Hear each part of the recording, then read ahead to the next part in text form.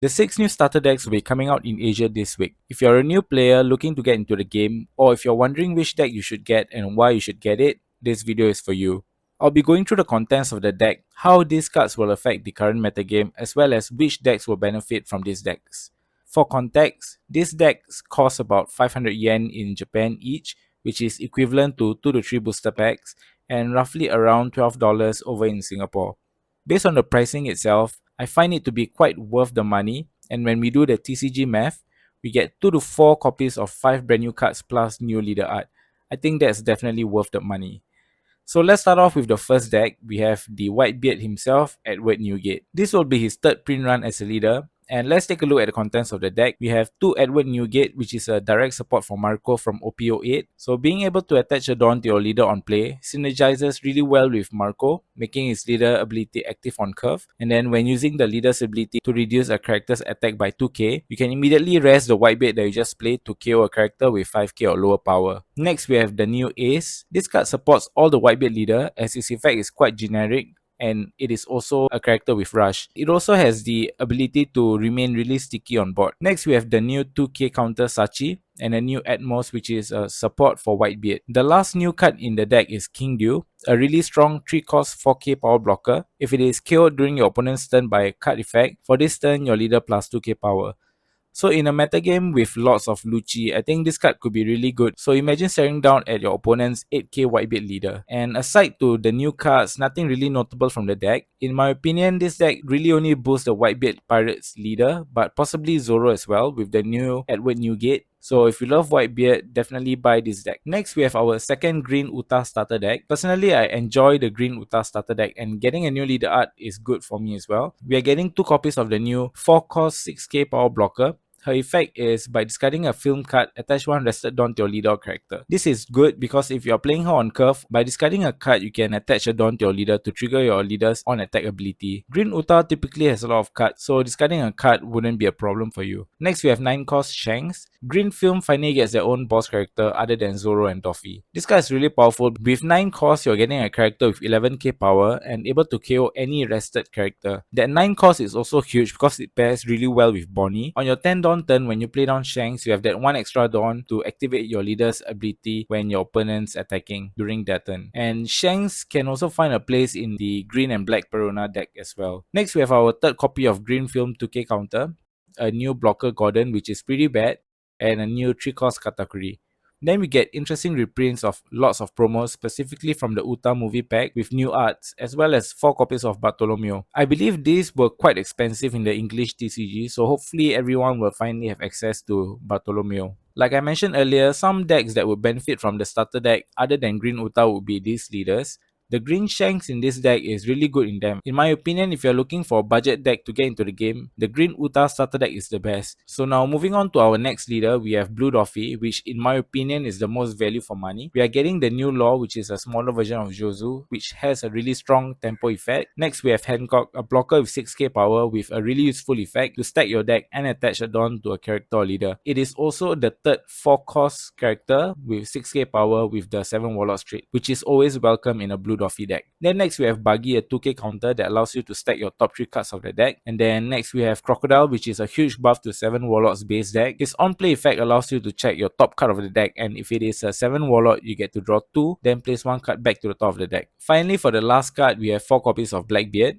By placing a card to the top of your deck, you can attach 2 rested Dawn to your leader or character. Blackbeard allows you to utilize your Dawns more efficiently. Aside to the new cards, notable ones would be the promo Jinbei, which I believe is really expensive in the West.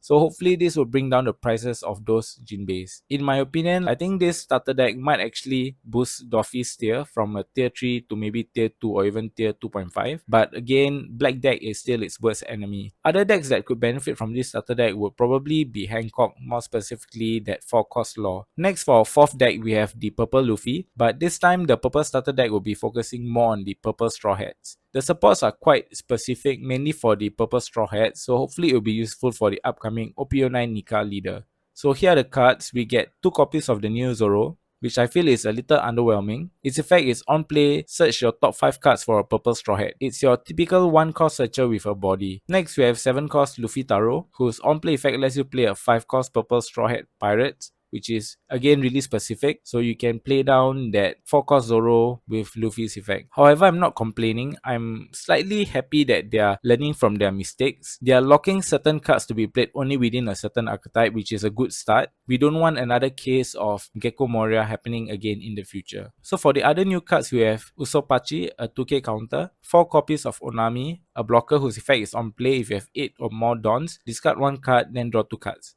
And a new Sanjigoro, which is pretty strong. On attack, if you have 8 or more Dons, draw 1. Other cards are literally bulked from OP05 aside to the promo 10 cost Nika Luffy. So if you love the Wano arc, get this deck. As of right now, there are no other decks or leaders that can benefit from this starter deck other than the purple Luffy, which is pretty bad if you are planning to play the purple Straw Hat build. Moving on to our 5th deck, we have Black Smoker. We are getting this healthy looking Tashigi. Her effect is locked to a smoker leader, but on play, one of your opponent's characters costs -4. Her second effect is not leader lock. Activate main once per turn. If this card is played this turn, trash your opponent's 0-cost character. So perhaps a Blackbeard support or an anti-Blackbeard card. Next, we have another healthy card, Hina. Effect is Dawn 1. During your opponent's turn, she gets +4 cost. Second effect is activate main once per turn. You can bottom deck 1 card from your trash. Attach 1 rested Dawn to your leader or character. If you play her in Black Gecko Moria deck, on your 10 Dawn turn, you can drop an 8-cost Moria to play a 2-cost and Hina out. Then using Hina's effect, you can attach a Dawn to your leader and still have 2 active Dawns to use your Moria leader's effect. But again, there are better options and this is just one example. Next, we have Sengoku. Effect is on play, discard 2 Navy cards. If your leader is Navy, draw 3 cards. This is a really strong effect, however, it is locked to a Navy leader. This effect is really strong to play in a Black Navy deck as helps to refresh your hand. However, I don't see them needing to play 4 copies of this. I don't even think Blue-Black Saka plays a pure Navy build, so this card won't be as popular, but I can see this card being really good in the future. Then we have 6-cost Smoker. On play, discard 1 Navy card from your hand. 2 of your opponent's 4-cost or lower character can't attack next turn. The effect is pretty decent, especially when going up against RP Law and Blue 7 Warlocks deck. Having an 8k body is great as well. Finally, the last card we have here is Garb. Garb is a blocker. His effect is activate main once per turn, bottom deck 1 card from your trash, give one of your opponent's character -1 cost. I wouldn't say it's the best, but it's pretty normal for its stat line. Overall, this deck would probably only support Blue-Black Sakazuki and Smoker. I don't think decks like Lucci or Black-Yellow Luffy will need any of these cards from this deck. Aside from the new cards, everything else is again bulk. So moving on to our last starter deck, we have the Yellow Katakuri deck. I think this deck could come in second after Blue Doffy deck for being the most value for money. Firstly, we have a new 5-cost Katakuri. He's a blocker. Effect is activate main once per turn, flip your top life face down, attach 1 rested Dawn to your leader or character. So this card being a blocker is also great for Pudding because it is usually really bad against Rush deck. Next, we have the new 6-cost Big Mom, and in my opinion is the best card out of all the 6 starter decks. Her effect is really strong. On play, by discarding 1 card, your opponent chooses whether they trash 1 life or discard 2 cards. Both effects are equally devastating. I could see this being played in the Yamato deck, increasing the aggressiveness of the deck, and even in the new purple-yellow Robin deck from OP09. Next, we have the new Pudding. I think this card is very bad. By adding the top card of your life into your hand, you can active one of your 3-cost or lower Big Mom Pirates character. I think the only 3-cost playable Big Mom characters would be the Perros Sparrow, and aside to that, I think this card is really bad. And next, we have Cracker. His effect is once per turn. If this card will be killed by an effect, you may trash your top life instead. Its trigger effect is discard 1 card, play this card. Another mid card, but I guess this is one more target for your Along deck if you are playing him. Lastly, we have Brule, a 2k counter. Her trigger effect is look at the top of your or your opponent's life and you can either arrange it to the top or bottom of their life. Then add this card to your hand. You could play this in Katakuri, NL and Big Mom as its effect is quite generic. With yellow having tons of trigger cards, I'm not sure if this is an auto inclusion, but it is still a pretty strong effect. Like I mentioned earlier, these leaders would definitely benefit greatly from this deck. If you are playing any yellow deck, then I think you need to get a play set of that 6-cost Big Mom or 2 of this starter deck. So that's all for the starter deck content and my personal review. Let me know in the comments which deck you'll be getting. If you found this video helpful and you enjoyed the content, give this video a like and subscribe to the channel if you haven't. Also follow me on X for more One Piece TCG content. And as always, thank you for watching. I'll see you in the next one.